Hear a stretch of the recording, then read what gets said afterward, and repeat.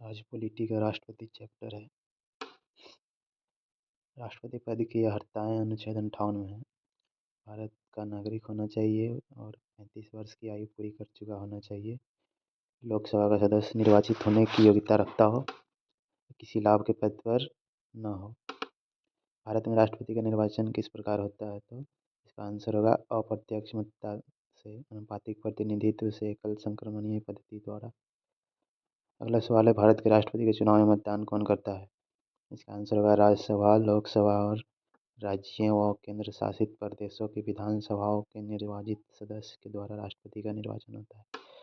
अगला सवाल है, भारत के राष्ट्रपति उम्मीदवार के प्रस्ताव का आंदोलन समर्थन कम से कम कितने सदस्यों द्वारा किया जाना चाहिए, तो 50 निर्वाचकों द्वारा। अगला है, भारत में राष्ट्रपति का चुनाव एकल हस्तांतरणीय मत प्रणाली के द्वारा किया जाता है। राष्ट्रपति के निर्वाचन में किसी राज्य का मुख्यमंत्री किसी स्थिति में मतदान करने के लिए पात्र नहीं होगा यदि वह राज्य विधानमंडल में उच्च सदन का सदस्य हो। कौन राष्ट्रपति के निर्वाचन मंडल का भाग तो है, परंतु वह उसके महायोग में भाग नहीं लेता है? राज्यों की विधानसभाएं। संसद अथवा विधानसभा का कोई सदस्य राष्ट्रपति निर्वाचित हो सकता है, परंतु उस पर क्या शर्तें हैं? इसका आंसर होगा निर्वाचित होने के उपरांत उसे अपनी सदस्यता छोड़नी होगी।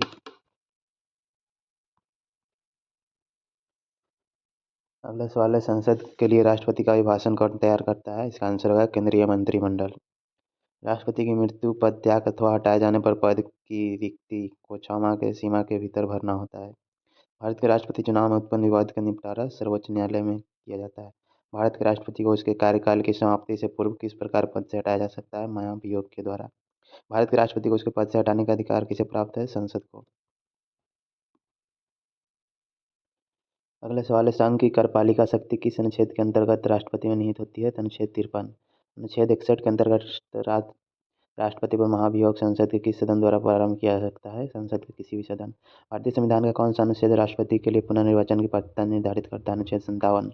राष्ट्रपति को कोई भी विषय पुनर्विचार के लिए मंत्रिपरिषद को वापस भेजने का अधिकार किस संविधान संशोधन द्वारा प्रदान किया गया है? 44वें संविधान संशोधन। भारतीय संविधान के किस अनुच्छेद के अंतर्गत राष्ट्रपति संसद के दोनों सदनों द्वारा पारित किसी विधेयक पर अपनी स्वीकृति रोक सकता है? अनुच्छेद 111।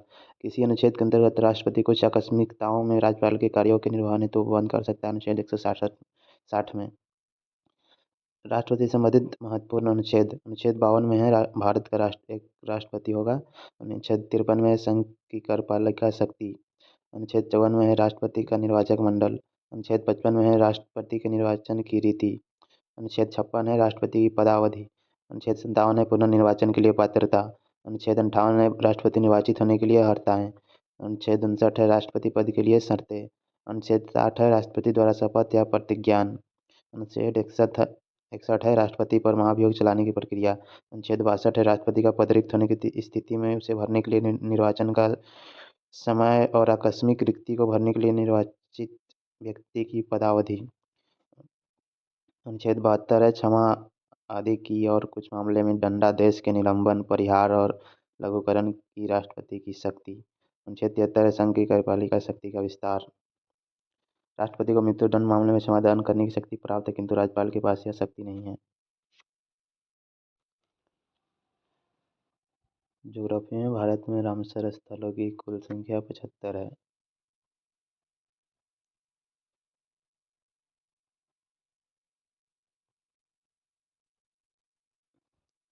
आगे है भारत के 18 जयमंडलीय आरक्षित क्षेत्र।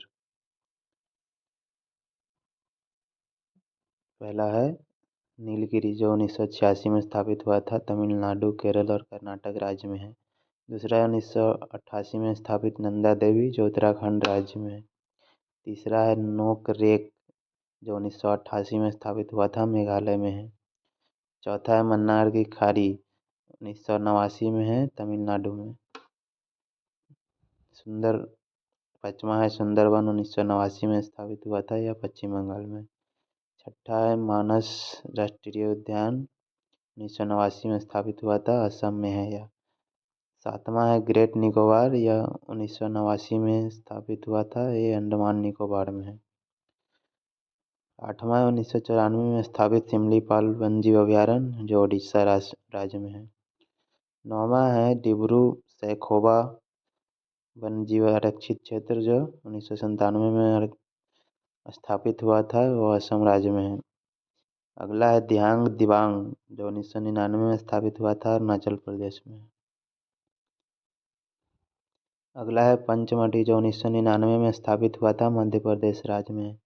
उसके बाद है कंचनजंगा जो 2000 ईस्वी में स्थापित हुआ था और सिक्किम राज्य में। अगला है अगस्त्य मलाई जो 2001 में स्थापित हुआ था तमिलनाडु केरल राज्य में है। अगला है चांदकमार अमरकंटक जो 2005 में स्थापित हुआ था मध्य प्रदेश और छत्तीसगढ़ में। आगे है कच्छ का रण जो 2008 में स्थापित हुआ था वह गुजरात में है। अगला है कोल्ड डेजर्ट जो 2009 में स्थापित हुआ था हिमाचल प्रदेश में। अगला है शेषाचलम पहाड़ी जो 2010 में स्थापित हुआ था आंध्र प्रदेश में। आगे है पन्ना जो 2011 में स्थापित हुआ था वह मध्य प्रदेश में है। अब इधर कुछ वन जीव संरक्षण परियोजनाएं हैं।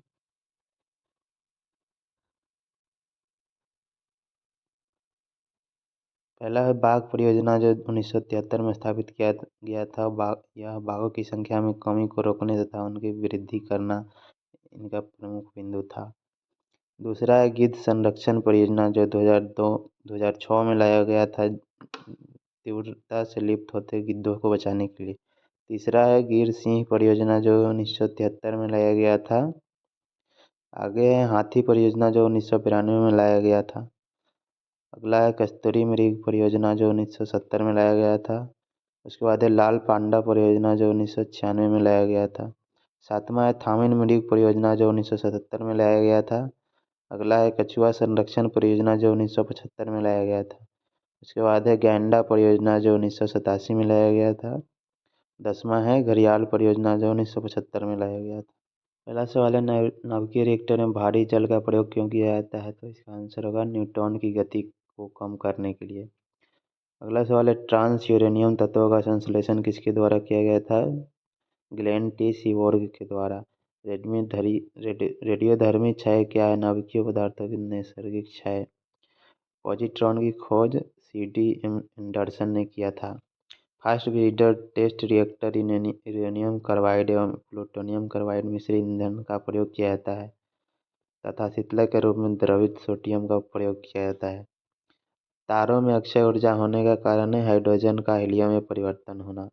भारत में किस रेडियोधर्मी तत्व का सर्वाधिक भंडार पाया जाता है, प्लूटोनियम का। हाइड्रोजन बम अनियंत्रित नाभिकीय संलयन अभिक्रिया पर आधारित होती है।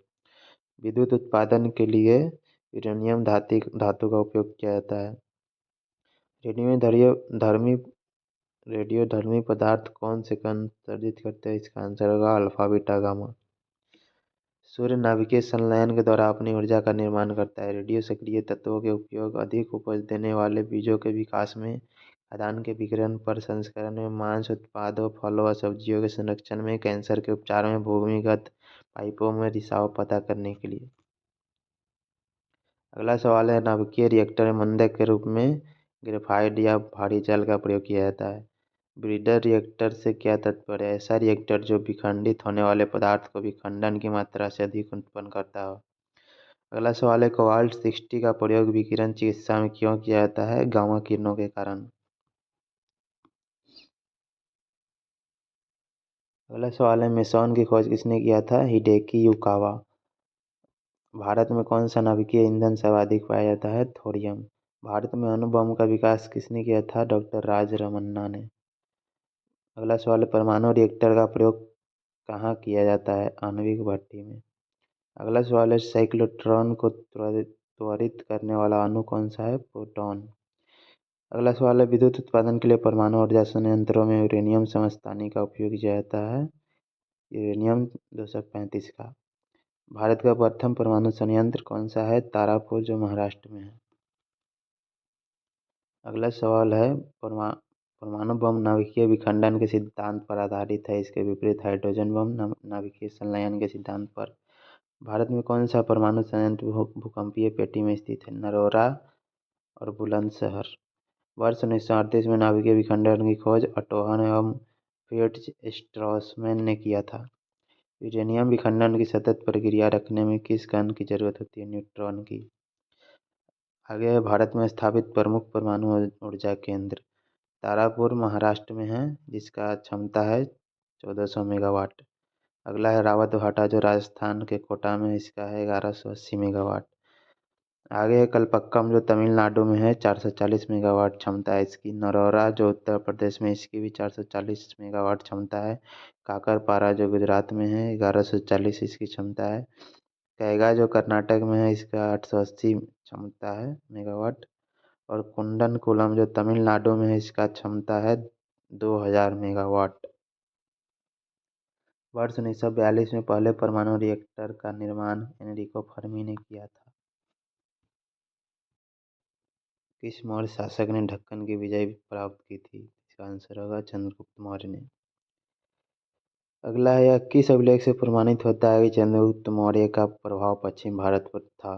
इसका आंसर होगा रुद्रदामन के जूनागढ़ अभिलेख से। आगे, चंद्रगुप्त मौर्य ने अपने जीवन के अंतिम दिनों में सरबन बेनगोला चले गए, जहां उन्होंने जैन विधि से उपवाद पद्धति के द्वारा प्राण त्याग दिए। अगला सवाल है, मगध साम्राज्य में रज्जु किसे कहा जाता है? तो इसका आंसर होगा मौर्य शासन में भूमि मापक अधिकारी को रज्जु कहा जाता है। अगला सवाल है, ब्राह्मणी लिपि की प्रथम पहचान किस उत्कीर्ण अक्षरों से की गई है? पत्थर की पट्टियों पर। सम्राट अशोक का शिलालेख शहबाजगढ़ी से प्राप्त हुआ। यह स्थान पेशावर, पाकिस्तान में है। अशोक की शिलालेख में प्रयुक्त भाषा है प्राकृत भाषा।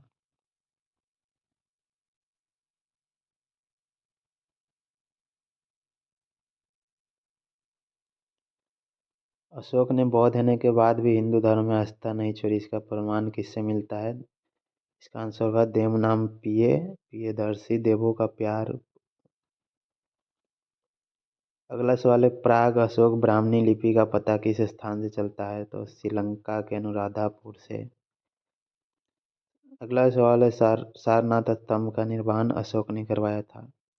भारतीय उपमहाद्वीप का प्रथम शासक जिसने अभिलेखों के माध्यम से शासनादेश दिए थे, वह अशोक था। वह कौन सा स्तंभ है जिसमें अशोक ने स्वयं को मगध का सम्राट बताया? भावड़ू स्तंभ, राजस्थान। आगे, ब्राह्मणी लिपि अशोक के शिलालेखों का को सर्वप्रथम जेम्स प्रिंसेप ने पढ़ने में सफलता प्राप्त की थी। अगला सवाल है, अशोक के किस अभिलेख से धम्म महापात्रों की नियुक्ति की सूचना मिलती है? 5वें बृहद शिलालेख से। गुर्जरा लघु शिलालेख मध्य प्रदेश के दतिया जिले में स्थित है। मौर्य काल में भूमि कर जो राज्य की आय का मुख्य स्रोत था, वह शीताध्यक्ष द्वारा एकत्रित किया जाता था। मध्य प्रदेश मध्य प्रदेश स्थित सांची के स्तूप का निर्माण अशोक ने करवाया था। मौर्य राजवंश के शासकों के सुदूर उद्देश्यों स्थित जैसे सीरिया एवं मिस्र के साथ राजकीय संबंध थे। उत्तराखंड में सम्राट अशोक के शिलालेखों की एक प्रति कालसी स्थान से प्राप्त हुई है। प्रसिद्ध यूनानी राजदूत मेगास्थनीज भारत में चंद्रगुप्त मौर्य के दरबार में आया था। उसके बाद है अधिकारी और उससे संबंधित विभाग। शीताध्यक्ष वह कृषि विभाग का अध्यक्ष होता था। अकाराध्यक्ष खानों का अध्यक्ष होता था। लक्षणाध्यक्ष मुद्रा का प्रधान होता था। शुल्काध्यक्ष व्यापारिक कर का प्रधान होता था। मुद्राध्यक्ष पासपोर्ट विभाग का अध्यक्ष होता था। संस्थाध्यक्ष व्यापारिक मार्गों का अध्यक्ष होता था।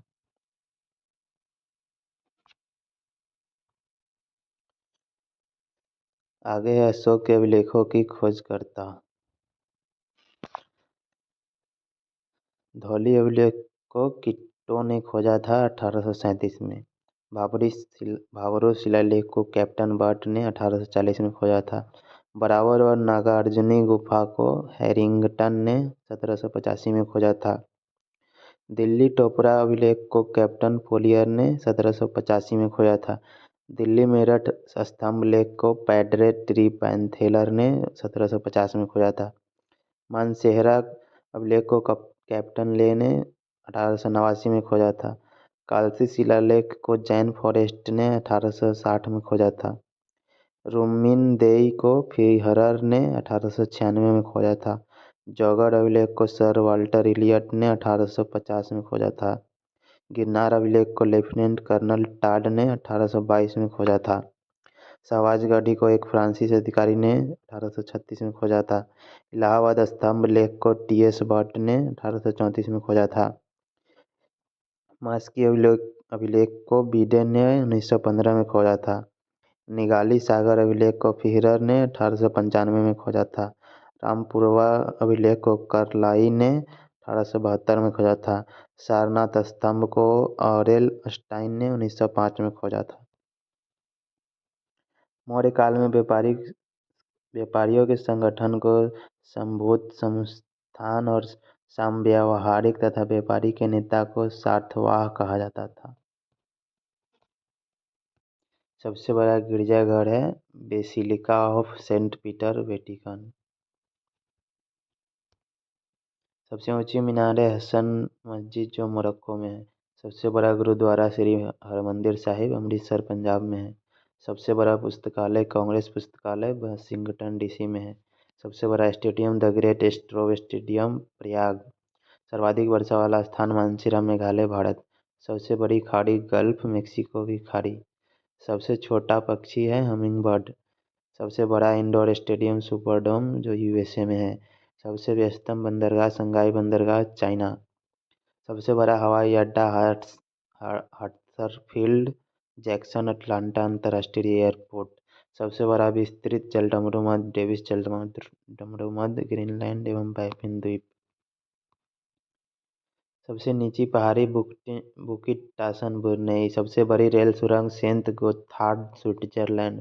सबसे बड़ा सड़क सुरंग लारडेल सुरंग, नॉर्वे। सबसे ऊंची सड़क उमलिंगा सड़क, भारत। सबसे बड़ा सड़क सेतु पुल किंगडॉ हाइवान सड़क पुल, चाइना। सबसे बड़ा राजमार्ग पैन अमेरिकन हाईवे। सबसे ऊंचा नगर बेनझुआन, तिब्बत। सबसे ऊंची राजधानी लापजा, बोलीविया। सबसे बड़ा प्रायद्वीप अरब प्रायद्वीप। सबसे लंबी पर्वतमाला एंडीज पर्वतमाला, दक्षिण अमेरिका। सबसे बड़ा द्वीप समूह वाला देश इंडोनेशिया। सबसे बड़ा डेल्टा सुंदरबन डेल्टा, भारत। सबसे अधिक आबादी वाला नगर टोक्यो, जापान। सबसे कम आबादी वाला नगर वेटिकन सिटी। अब है भारत सरकार के प्रमुख लक्ष्य। विषय है सबके लिए आवास उपलब्ध कराना 2024 तक, जो पहले 2022 तक ही था। हर घर नल जल से स्वच्छ जल की आपूर्ति 2024 तक। भारतीय अर्थव्यवस्था को $5 ट्रिलियन इकोनॉमी बनाने का लक्ष्य है 2024 से 25 तक। भारत को टीबी मुक्त देश बनाना है 2025 में। अगला है विश्व की तीसरी सबसे बड़ी अर्थव्यवस्था बनाने का लक्ष्य 2025 तक। दूध प्रसंस्करण क्षमता को दोगुना करने का लक्ष्य 2025 तक। कुल वाहनों में 30% इलेक्ट्रिक वाहन करने का लक्ष्य 2030 तक। विश्व की तीसरी सबसे बड़ी अर्थव्यवस्था बनाने का लक्ष्य 2030 तक। भारत को ऊर्जा स्वतंत्र बनाने का लक्ष्य 2047 तक। भारत द्वारा नेट जीरो का लक्ष्य 2070 तक। अब है संयुक्त राष्ट्र अंतर्राष्ट्रीय दशक। वर्ष 2021 से 30 है पारिस्थितिकी तंत्र की पुनर्बहाली के लिए संयुक्त राष्ट्र दशक। 2010 से 2020 तक है मरुस्थलीय एवं मरुस्थलीकरण के विरुद्ध का दशक। 2006 से 2016 तक है चेरनोबिल आपदा के बाद दुष्प्रभावित क्षेत्र के क्षतिपूर्ति एवं पोषणीय विकास का दशक। 2019 से 2028 ईस्वी तक है नेशनल मंडेला शांति दशक। 2011 से 2020 तक है उपनिवेशवाद के उन्मूलन के लिए तृतीय अंतर्राष्ट्रीय दशक। 2011 से 2020 तक है जैव विविधता का संयुक्त राष्ट्र दशक। 2011 से 2020 तक है सुरक्षा क्रियान्वयन दशक। 2014 से 2024 है सभी के लिए वहनीय ऊर्जा की संयुक्त राष्ट्र दशक। 2015 से 2024 ईस्वी है अफ्रीकी आदिवासी के लिए अंतर्राष्ट्रीय दशक। 2016 से 2025 ईस्वी तक है पोषण के लिए कार्रवाई दशक। चोंग खैवा लिम नूरा लिम नागालैंड के प्रमुख नृत्य है।